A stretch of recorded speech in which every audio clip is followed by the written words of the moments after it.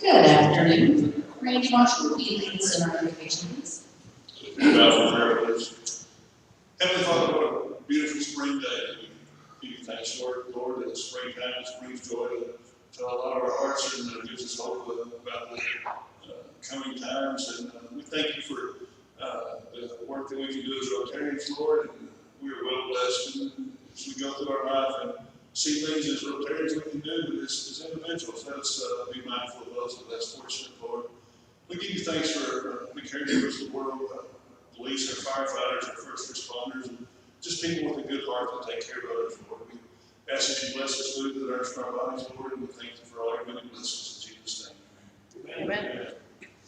Pledge allegiance to the flag of the United States of America and to the republic for which it stands, one nation under God, indivisible, with liberty and justice for all. We don't have a piano player today, so somebody's going to have to start it, not me.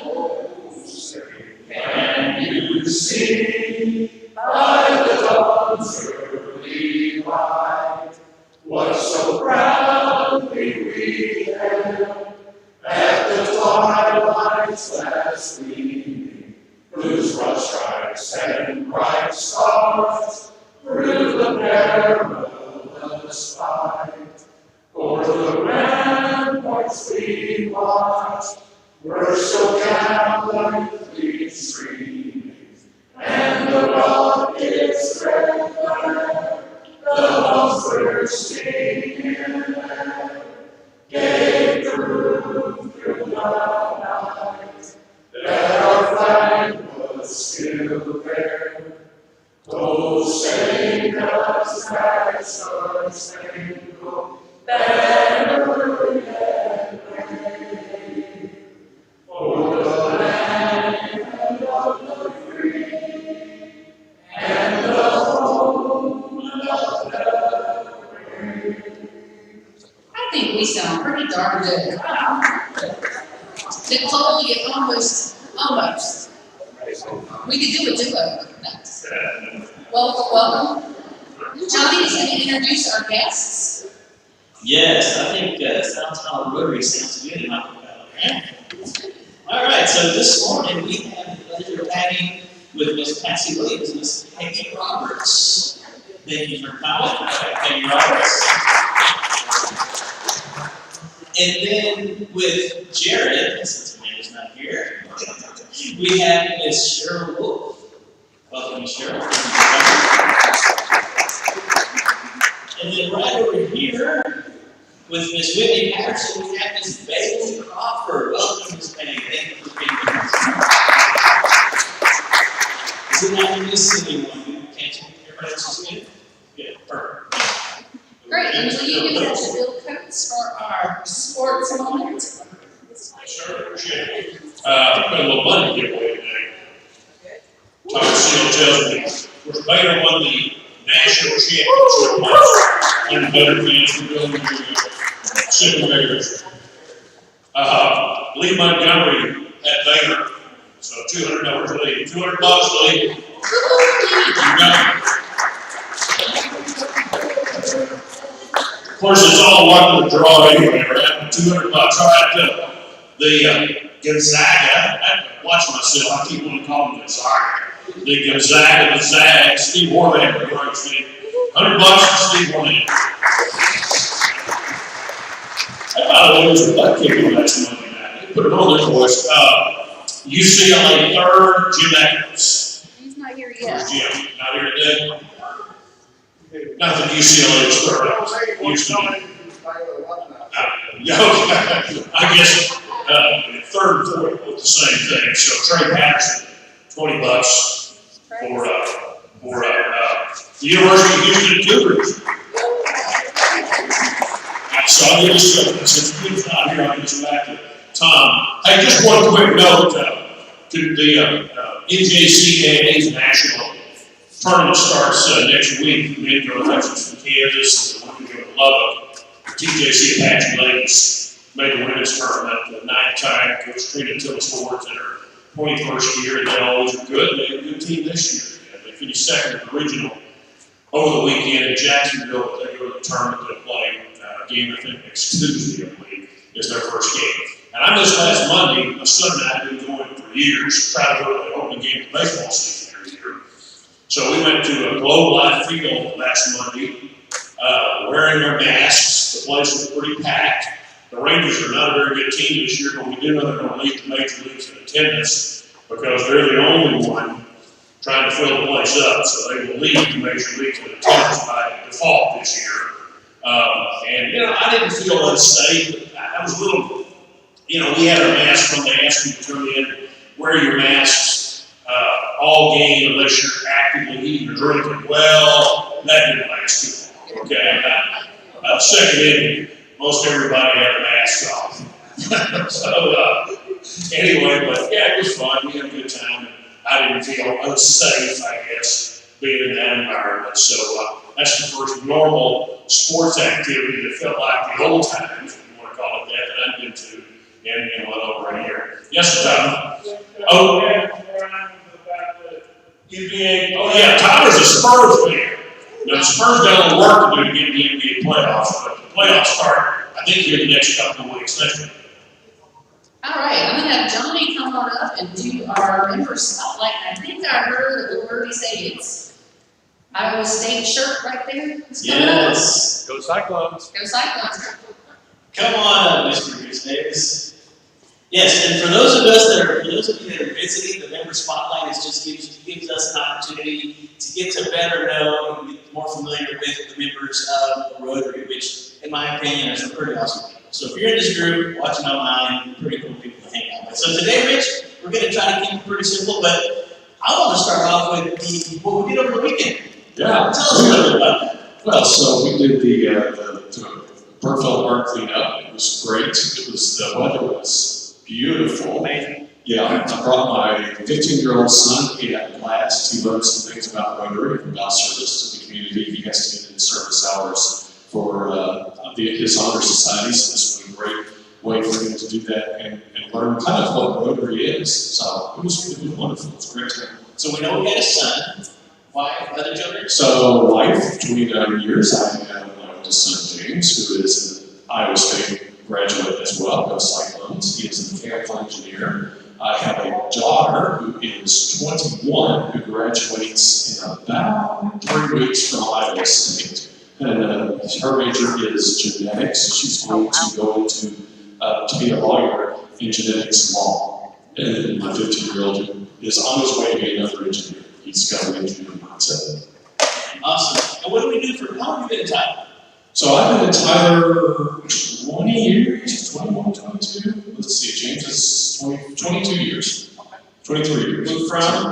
Moved from Paris, Texas. So, and from there we were in Iowa. Gotcha. So, and what do we do in Tyler for fun? Your hobbies, interests, that type of thing? So I've ridden a bike with this guy a little bit, and I would say that I've grown with Tony, but he goes off and leaves me. I just see the back of it, and then I don't see him at all. But I do like to cycle. I do like to run. I'm also very much into aviation. I'm a private pilot as well. Oh, nice. What about occupation? What do you do for a living? So I work for A4 Advertising. A4 Advertising is a company who specializes in small businesses. And my specialty is small and medium-sized markets. So I cover, for our company, everything that's not the tri-state area of New York, New Jersey, and that area. From West Virginia to all the way, we have a tiny little market in California. What we do is we help small businesses grow their business, change their brand, build their brand, and things like that, basically through advertising and marketing.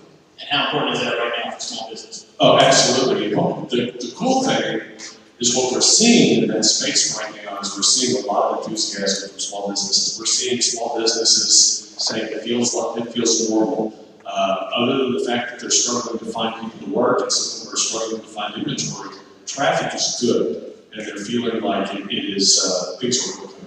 Gotcha. Awesome. And this part you might already know, but we talk about motivation. What inspires you? What gets you up and going? Obviously, we know Iowa State is one of the big things, but what really flipped your switch and gets you going? Well, there's two things that really keep me coming back every day.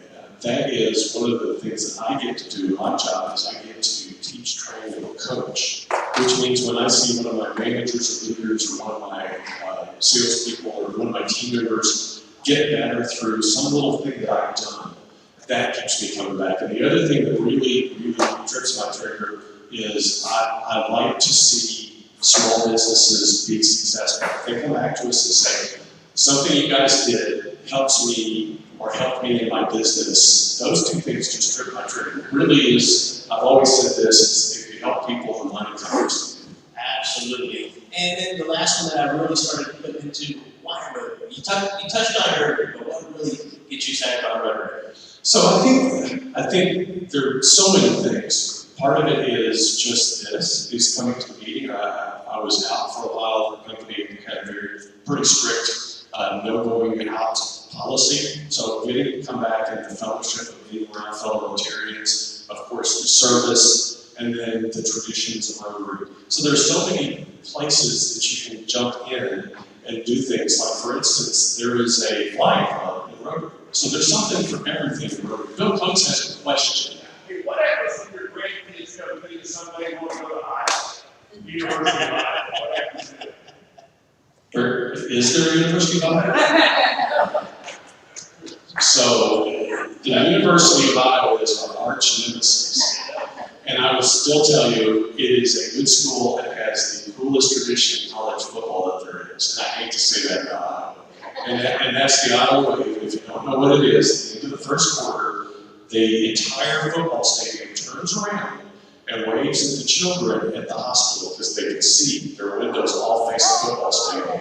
The referees, the opposing teams, everybody's called the Iowa Wave. It's the coolest tradition of football. I hate that the University of Iowa has it because I hate the Hawkeyes. My father-in-law is a Hawkeye. Awesome. Thank you so much. Appreciate that. Everyone appreciate it. Steve, my hand.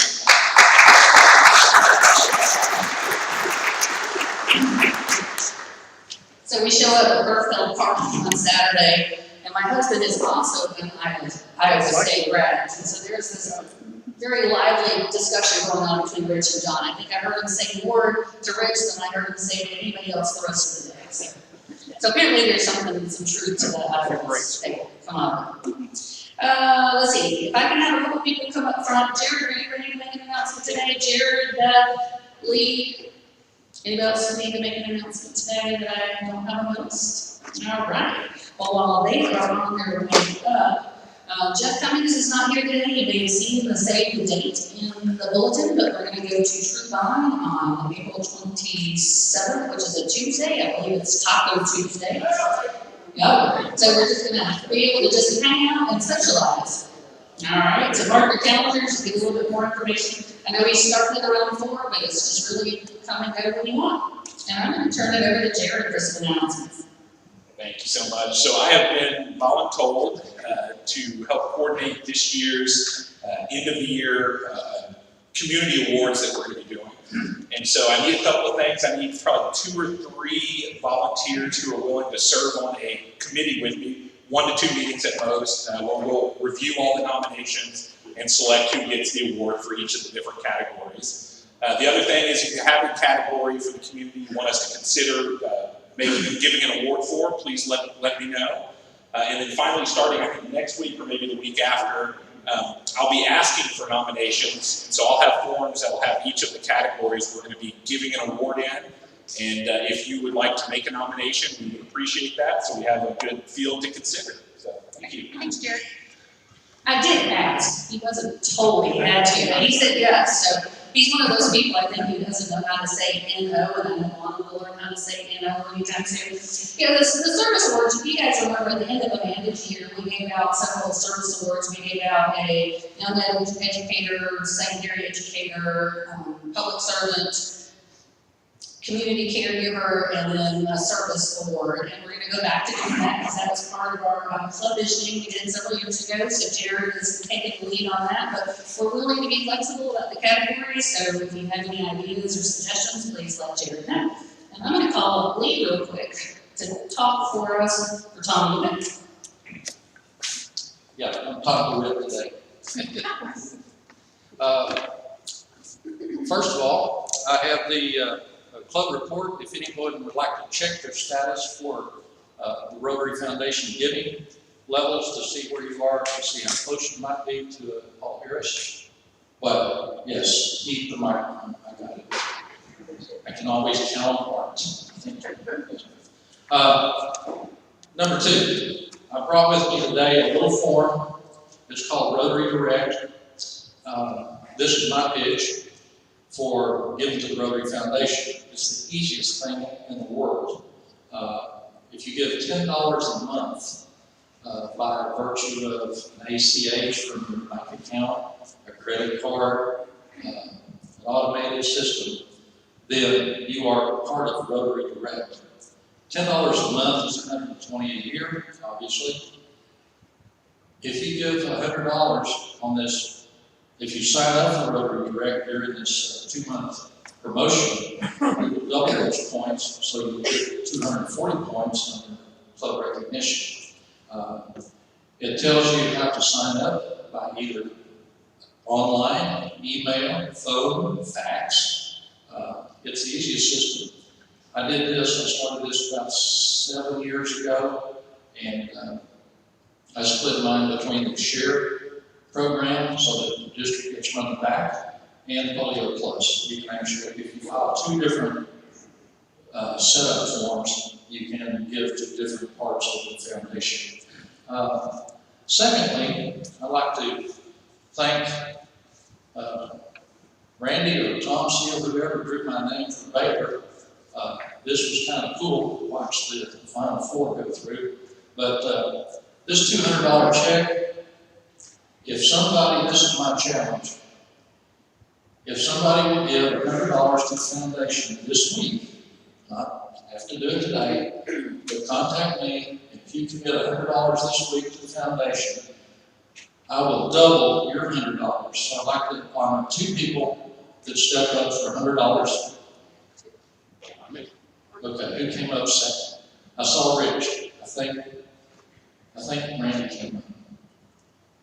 So, okay, guys. Just do all. Yeah, just do all. Time to wait to do the others. So anyway, okay. Challenge met. Thank you, guys. Wonderful. Thank you, Lee. And last announcement, but definitely not least, upcoming is our spaghetti supper, and our brand new, for the second time, Nana is going to come. Third, I thought it was just the second. Her Bailey's fiance just had a baby on Thursday, so she's a Nana for the second time. You might have seen that in the bulletin, third time in the bulletin, and she's going to talk to us about spaghetti supper. I'd rather talk about the baby. Miss Eliza Andriana arrived on her April the 8th, so we were very happy that she's here and healthy, and I appreciate a number of y'all have helped pray over her because she had some medical complications, but she's here and she's great. Not sleeping much, but neither is baby, but she's here. Spaghetti, I'm so excited. Here it is, such a good reaction from the community. Steve Borlinger did a fabulous job putting a grant application together that has gone out to,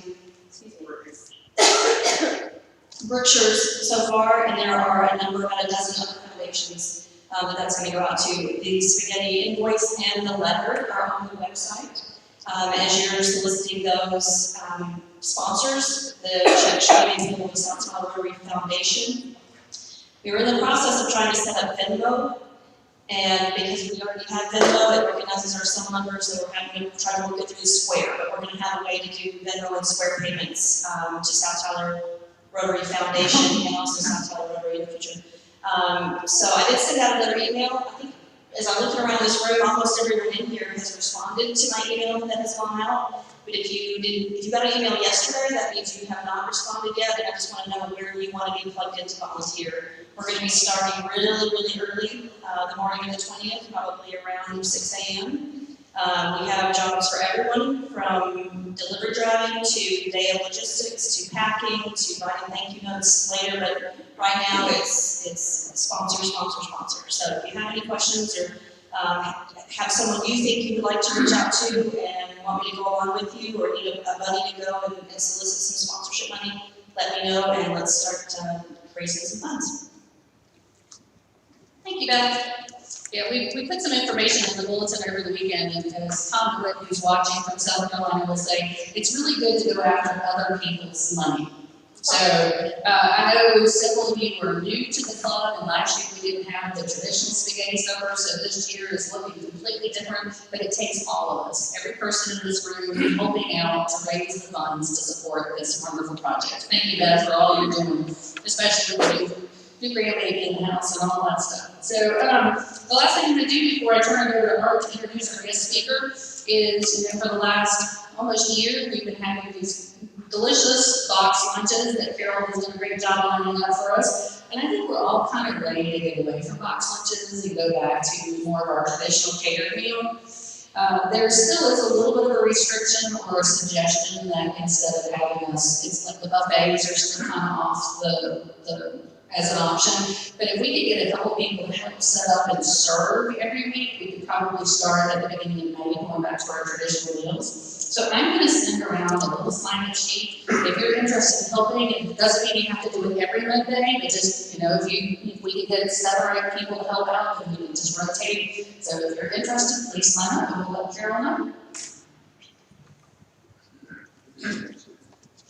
And with that, I'm going to turn it over to Art Mullen to introduce our guest speaker, John Anderson.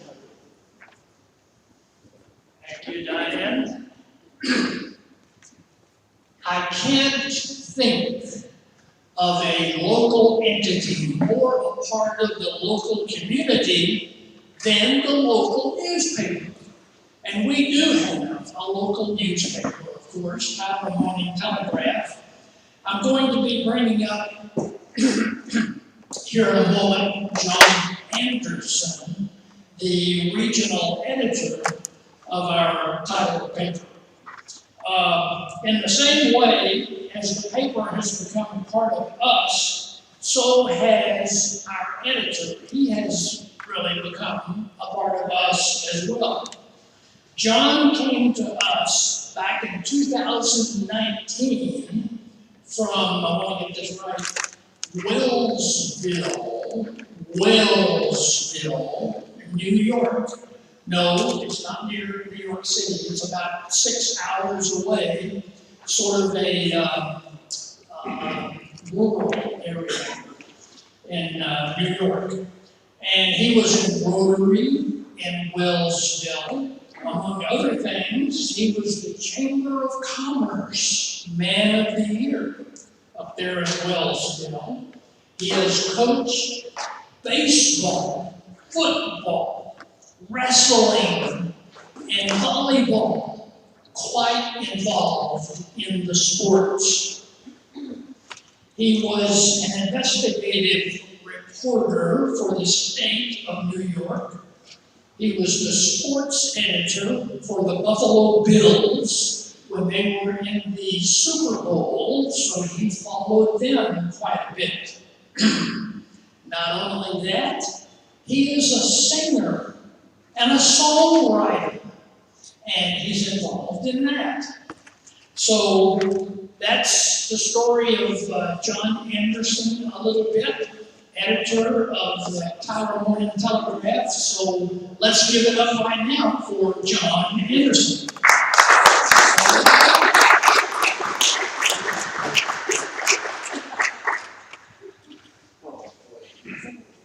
Oh, you're on track. Same mic? Yep, same mic. Thank you very much. Do you need the clicker? No, I'm not gonna, I'll use that at the end. So when he Googled me, it's the other John Anderson. It's not me. He sings swinging, right? That's not me. I'm not the singer-songwriter. Close. Actually, though, we did talk for quite a while. My son Nick is a singer and songwriter. So he was a baseball player, and like every parent, I thought he was going to go into major leagues, but he didn't throw hard enough. He did set the national record for pickoffs for high school as a lefty. Went to San Diego, called us and said, I'm dropping out of school to do music. We thought he was crazy, signed with Sony Records, toured the country. He's releasing albums, and his song was #1 on Sirius XM for 2019 for the longest of the charts. So he's doing just fine. I will not sing, but I used to be in the Rotary in New York, and it's so nice to see you guys talking about so many things you're doing and making real money and not going around and finding everybody $1. That was the worst part of my Rotary days. But this year was a real challenge for the newspaper. Obviously COVID hurt all of us, and our building was sold, the Clyde family sold our building, we sold the press, and we were pretty much without a home. We moved into a work hut. We're now in the Regions building. So we got lucky there. Our ownership group, which is M. Roberts Media, they have family in Longview, Tyler, and Victoria. And they also have the papers in Marshall, Carthage, and Kilgore. So there's a beautiful press in Longview, so that's where we're printed. Fortunately, we've got that going for us. But one thing we did, to keep things going in this community is everything was stopping. We want to continue. So Camp V does their honors for veterans, and we filmed it. We brought 3 camera crews over, we filmed it, and made sure that they were still able to socially distance and honor the veterans, and because that means a lot. The Purple Heart recipients, I hate to see that go away for a year because of COVID, because they might not be with us. I've done so many stories on World War II veterans. I just love doing those stories. The Rose Festival, that was canceled. So we teamed with the Rose Festival, and we did a documentary that was aired. Best Preps, honor all of the best student athletes, not just athletes, but student athletes. We continued with that. We did that virtual. And then I never thought in my career I'd get phone calls. People ask me if you can get COVID from our print newspaper. Oh, wow. You all remember what it was like about a year ago. We didn't know anything. So we somehow made it through. The print edition, I can do that with my eyes closed. I've been doing that since 1987. The one thing I have tried to do is add more comics and puzzles. My mom gets paper every day, and that's her biggest complaint if I screw up the crosswords. So that's a big thing. We also have an e-edition for people who want to see the paper but not get it. They look at it on their tablets and things like that. And we also have a few magazines. We had this thing called Lifestyles. She was on the cover. Sold out, believe it or not. And then we have combined with Longview and Kilgore now to do East Texas View. And this is very popular. This is probably the most popular thing we've done. Had over 500,000 people read this. 15 bucket list of burgers in East Texas. That was a lot of fun to do. And then our football edition is very popular. And all this gets inserted into the newspaper. And of course, now we have the newspaper. So, newspapers are closing down, cutting staff. So what we've really embraced is the digital side. TylerPaper.com and subscriptions here. You get so many free ones that you pay. Right now, probably the thing I'm most proud of, half of our subscribers are print, half of them are digital. If we get to 75% of people subscribing digitally, that will completely fund our newsroom. And that's unheard of, because it was always the ads. We go beyond the analytics. I know a lot of people say, oh, look at how many likes I got on Facebook. Well, I found out likes don't pay their mortgage. So we dive into the numbers. Like I did a story on Matthew McConaughey and about 1 million people read it. Then I do something on Patrick Mahomes. It goes viral. 2 million people read it. Doesn't matter. So what we're doing is we are looking at the people who actually buy our paper, our online edition, and what stories they're reading. What makes them want to pay for our paper, and that's where we're going to focus our news coverage. And what we found in the last month or so of doing this, people want to know about events going on, anything that's in the community. We preview events, we preview meetings, we cover meetings, we cover events, we do stories on your friends, families, and neighbors. That's the stuff that they want. The breaking news, that's really not doing well. You think it's doing well, everyone wants to know about the car crash and the accident, but we have us and 4 TV stations to give you that. What the people want is they want the in-depth reporting on their friends, families, and neighbors. The things that you can't get in a 30-minute newscast on TV. So I think that's where we really need to focus on Tyler's, to give everybody a little more. You know, we have the video, we have the photos, we have the writers, you know, let's do it. And so that's what we're doing, and it is working out because this was on the front page yesterday, and I'm pretty darn proud of this. I was in Dallas this weekend, and we got named Newspaper of the Year for the large newspapers, which I can't believe, but it felt pretty darn good to bring that plaque back to Tyler. So thank you very much. And then the final thing to kind of explain why we're doing so well as a newspaper. Again, as you know, it's no secret, print's going down. So we have M. Roberts Digital, which is a lot like what Rich Davis was talking about. We produce videos for companies. A lot of times when you're watching TV, the commercials, we made those. We do websites, run social media, all the marketing and digital campaigns for companies. I'm not going to name any names, but there's a local college, and then there's another contractor or agency that's on TV a lot. They took their entire budget and said, here, take it. And we do everything. We make their TV ads, we place their TV ads, we place their billboards, do their website, do their social media. So the digital agency within the newspaper is obviously going up. And that has really allowed the company to invest into local journalism so we can continue to tell these stories. So that in a nutshell is what we do. This is what I'm doing for time. I'm doing well. I wanted to stop in case anyone had any questions about anything with the paper, why we cover and what we do. Go ahead. I read your one ad and you're constantly seeking people that will throw the papers. How many people throw the pile of paper? Okay, so the question is, how many people throw the pile of paper? I have to say that for the YouTube audience, right? Okay, so you can hear. The answer to that is I have no idea. I could ask Stephen Briggs.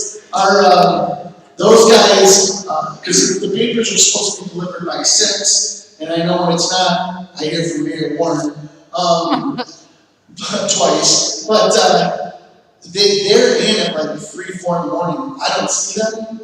But as any of you know, and I even heard the people catering who came in today, they were saying we couldn't get anyone on the table, ham and turkey, we can't get help. We're having the same problems. People are making so much money on unemployment right now, why the heck would you want to work? So we're facing the same issues everybody else is. So a lot of our carriers are kind of double and tripling up routes to deliver the paper. And to counter that, what does a carrier need to make based on the number of papers they throw? Yeah, they get paid per paper, and then they also get paid a flat rate, and then they get paid the mileage, which goes up when gas prices go up, we have to pay them more money. So On the average, what's the average? I don't know. I actually took a route 25 years ago. Are you sure that you need more people since you know what you have, what the thing is? I would be interested in throwing the paper, but I don't get up to about 2:30.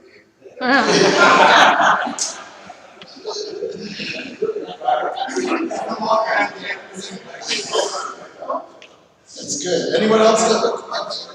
Yes, sir. It seems like I heard you mention Marshall. Yes.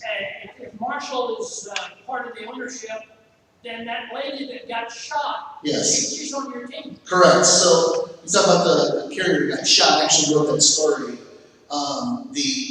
The carrier actually throws the Longview and Marshall papers, and she there was the woman who gets the paper at this house was in her 80s, and she wanted the paper. She'd leave her garage door open about this much, and this woman, instead of just throwing it, she'd pull in her driveway, walk up and slide it under her garage door to her door so she wouldn't have to take 2 steps to get the paper.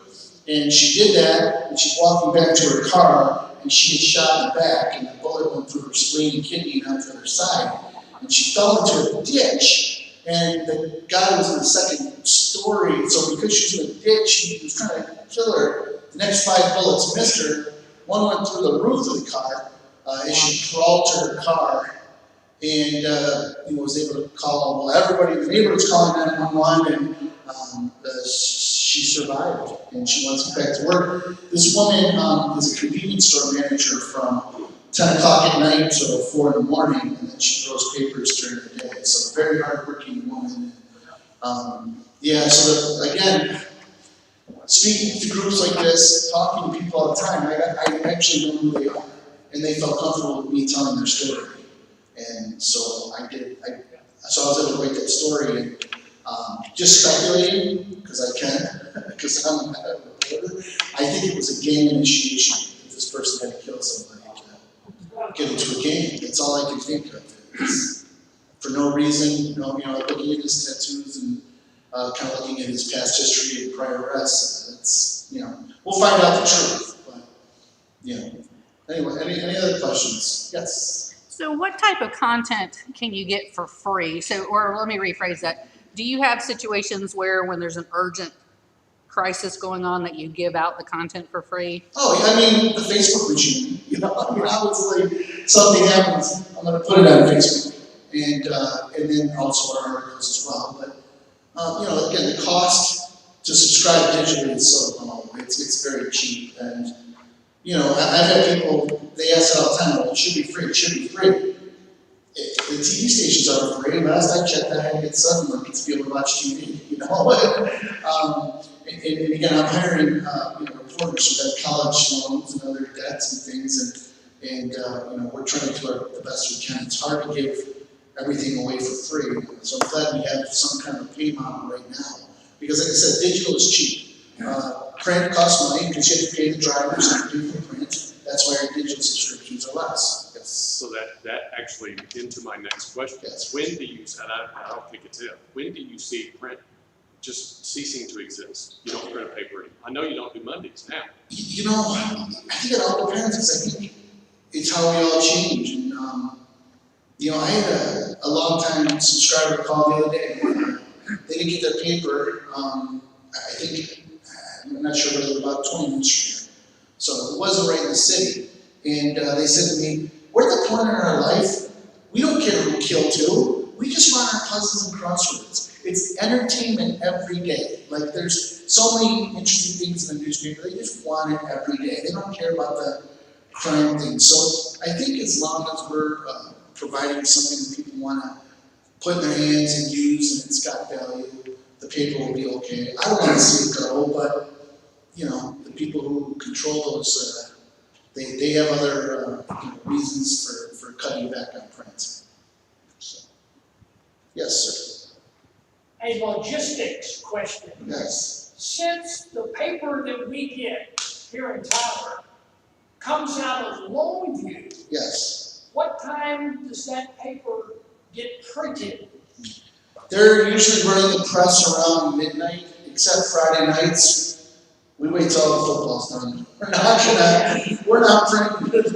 Fridays are tough, but no, that press is running all the time because we're printing a lot of magazines, pamphlets, and newspapers for other papers outside of our company. So that thing starts right around 5 o'clock and it ends around 4 in the morning. Wow.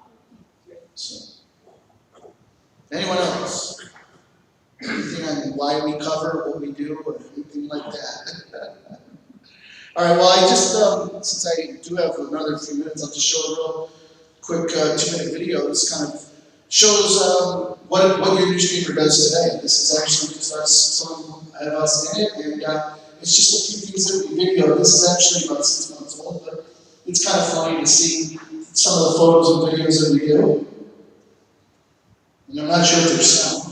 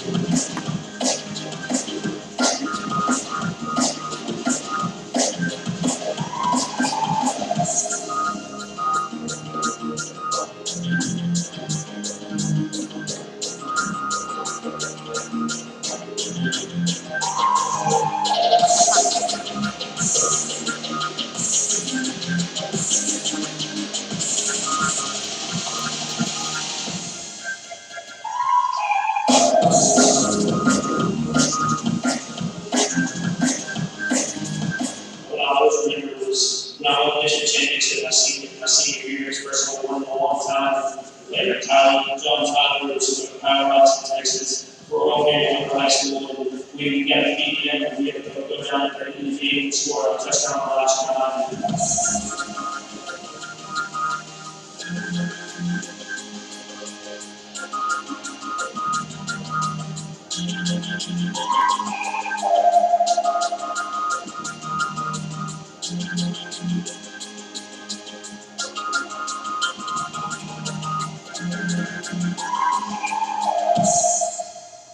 You know, that kind of shows a lot of the issues we have in this community, and I kind of want to end with this.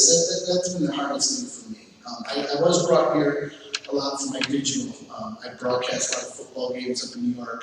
We broadcast parades. We found ways to do things to make money from the newspaper. But with all the protests and everything that happened this past year, this was very challenging on how we cover things. And I mean, I probably lost a few friendships within my own newsroom and with others, but you know what? We have to be right down the middle of the road. And when I started this paper, it's no secret, the mayor wouldn't speak, Martin Hines would not speak to us, the superintendent didn't like us, the police chief didn't like us, the sheriff didn't like us. When we won that award this weekend for best newspaper, I got text messages from all Florida congratulating me. I built that up just to be fair with everybody, just treat everybody fair, and that's been the way it's been. I had the opportunity to cover the Medal of Honor ceremony with President Trump, and I had lunch with him, and I sat with Larry the Cable Guy, and after Trump came and talked to us and left, Larry the Cable Guy goes, "Can you hear the president say he got work?" that was one of my fun moments. But so you know, again, I listen to the president, you know, and I listen to each side, and I think again, it's just a matter of being fair to everybody and covering everything equally, and we've done that, and we're not going to stay away from that either. But I tend to make sure and understand everything. That's why I talk to our representatives. I talk to Louis Gomer twice a month. I talk to Matt Schaefer. I talk to Brian Hughes. It's not just about people making their comments. I want to understand why we're doing the things we're doing, why we're passing the bills we're passing, you know, why we're doing it. And sometimes when you actually listen and don't let emotion get in the way, a lot of things make sense. And that's the way I felt with the president. I covered New York state politics is the worst. One person retires and they say, they did the work of 3, let's hire 3 people. Now all of you have businesses know when one person leaves, you try to figure out how can 3 other people do that job, not hire 3 more, but that's what government was doing. So I understood why, what our president was talking about when he was running for election.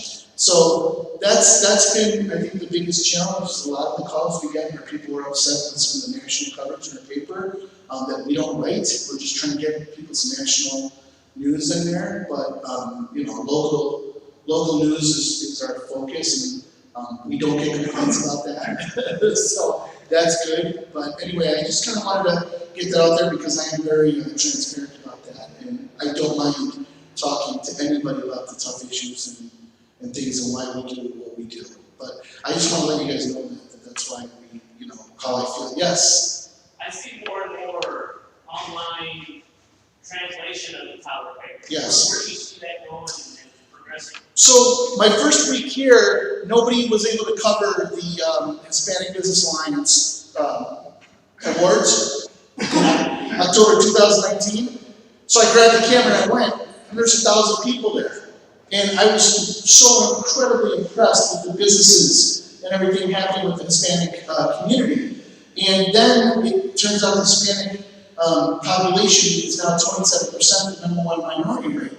So during the pandemic, the Tyler ISD said that they did not reach, I think it was 5,800 students had not logged in for their remote learning.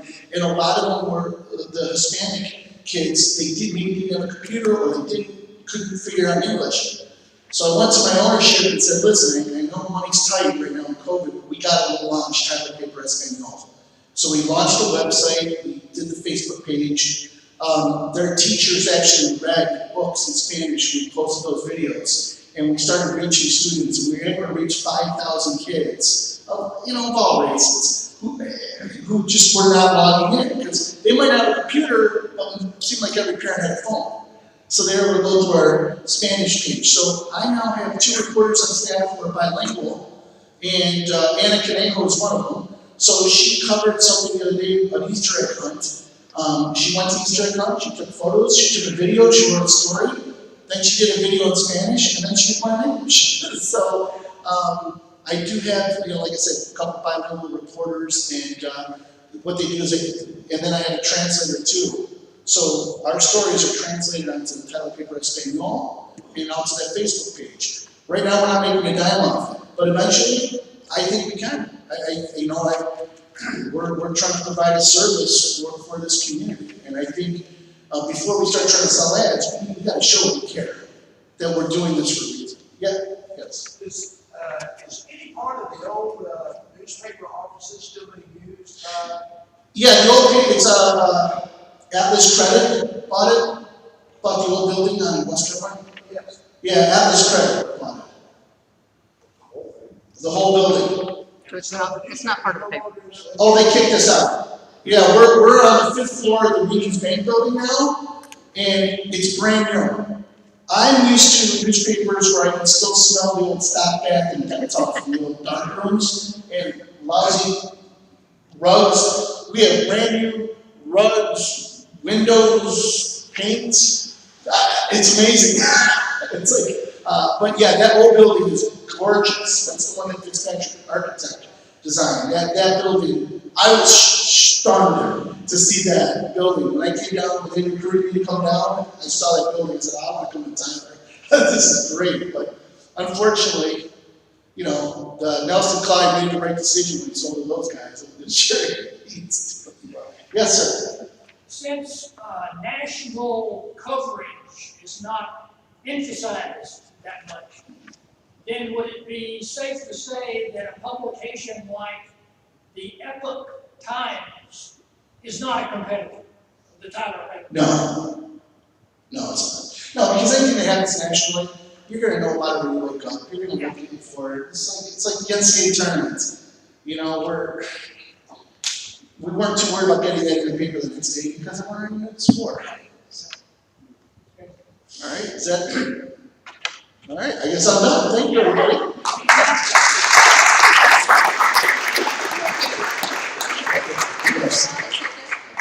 The last 4 numbers. Second night test. EPOT. Oh, not the office people assignments. 5651. 5651. All right, Randy. All right, thank you very much. All right, well, we see hits the wonderful ace of spades. He did not. So the pot, how much is in the pot? $775, and it's down to about 31 cards. All right. A couple of quick things before we wrap up. Who's wearing a Rotary pin today? Stand up, please. It counts if it's on your shirt. Oh, okay, it counts. And you've not received handy little coasters from me yet. If you've already received the coaster, you can. Did you receive it? Yeah. Okay. Stacy, John, how about you? Did you get a coaster today? You did? How about back here, Drew? Did you? Okay. I'm gonna technically disqualify Johnny because he's wearing last year's theme him, not this year's theme him. But I have this year's theme him for you.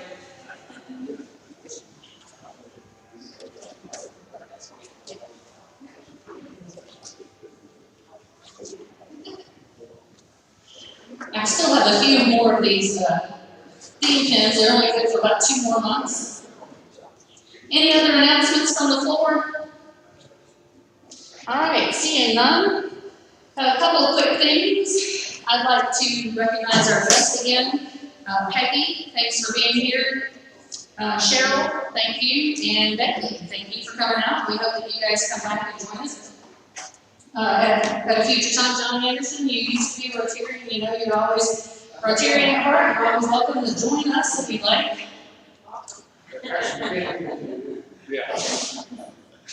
Art's done a great job of lining up our speakers. Next week is Dan Hilland, the Executive Director of CAST. And I was just going to share, I think when I came in today, somebody said, oh, you only got like 2 months left. Are you excited? And of course, my first reaction is kind of like, yeah, so I'm excited. To be honest, yes, but I'm sad too. This year did not go exactly the way I had hoped to do. I was talking to Mike Munn, I think, at Burko Park over the weekend, and he said, wow, what a year you had to be president. I said, yeah, you're right. But, I tried to keep us going as best as I could. We've been meeting with one of the few clubs that have met here all year long, and I kept service going. That was important to me. We haven't had a lot of other things, but we've got a social coming up. We've got a few more service opportunities coming between now and the year, and we've got our biggest project. Let's make it work really well so that Beth can be proud when she's in her tree year with $60,000 in the bank. All right. That being said, I'm going to ask Rich Davis, Mr. Iowa State, to lead us in our 4-way test. Please join me in the 4-way test of the things we think, say, or do. First, is it the truth? Second, is it fair to all concerned? Third, will it be beneficial? Fourth, will it be beneficial to all concerned? All right.